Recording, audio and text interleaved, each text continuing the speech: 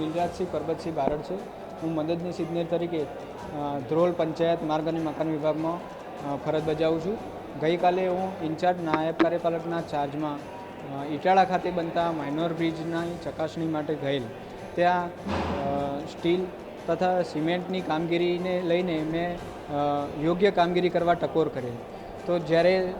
બપોર પછીના સમયે જ્યારે કામ ચાલુ હતું ત્યારે કન્ઝપ્શન વ્યવસ્થિત નાખવું નિયમ અનુસાર એ પ્રમાણે ટકોર કરતાં કોન્ટ્રાક્ટરે ઉગ્ર થઈ અને ગાળાગાળી કરી, મારામારી કરી, ખૂબ જ ધાક ધમકીઓ આપેલ અને મને મારવાનો પ્રયત્ન કરેલ। બરાબર, પછી ગામવાળા અને એ વિસ્તારમાં લગભગ 400-500 મીટર સુધી મારે દોડવું પડેલ। એના પછી પણ મને પીછો કરી મારેલ અને ગામવાળા વચ્ચે પડતા મારો જીવ બચેલ।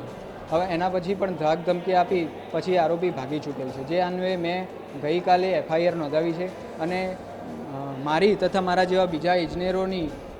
સેફટીને લઈને અમે કલેક્ટર સાહેબને આવેદન આપવા આવ્યા છીએ કે જ્યારે અમે કામગીરી કરતા હોઈએ છીએ તે રાજકીય આર્થિક રીતે બહુ જ મજબૂત પાર્ટીઓ હોય છે અને અમે નાના કર્મચારી તરીકે એમની સામે ભીડવાનું હોય છે, તો અમને કંઈક સિક્યોરિટી કે સેફટી પૂરી પાડે, જેથી અમે કામગીરી વ્યવસ્થિત રીતે કરી શકીએ।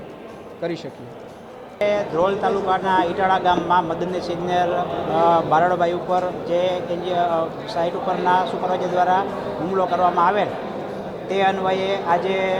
જામનગરના ટેકનિકલ કર્મચારીઓ ઉપરાંત આજુબાજુમાં દેવભૂમિ, દ્વારકા, જૂનાગઢ, ગીર સોમનાથ, રાજકોટ અને સુરેન્દ્રનગર, મોરબી તમામ જિલ્લાઓમાંથી ટેકનિકલ કર્મચારીઓ છે એ આ એન્જિનની વહારે આવેલા છે અને આ પ્રકારની ઘટના જો બનતી રહેતી હોય તો આવા પ્રકારની એજન્સીઓ ઉપર કોઈ નિયંત્રણ રહે નહીં કે કોઈ પણ કામ કરાવી શકે નહીં અને એન્જિનિયર જે સ્થળ ઉપર એઝ પર સ્પેસિફિકેશન કામ કરાવવા જાય છે એ પ્રકારનું કામ થતું ન હોય તો એજન્સીને ઠપકો આપવો પડે અને એના બદલામાં જો આવું પરિણામ મળતું હોય તો કોઈ પણ એન્જિનિયર છે એ નોકરી કરી શકે નહીં અને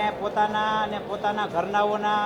જાનને જોખમમાં મૂકી અને આવી રીતે નોકરી થઈ શકે નહીં। એટલે આ બાબતે એક્શન લેવા માટે આજરોજ આ બધા જિલ્લાઓમાંથી તમામ કર્મચારીઓ છે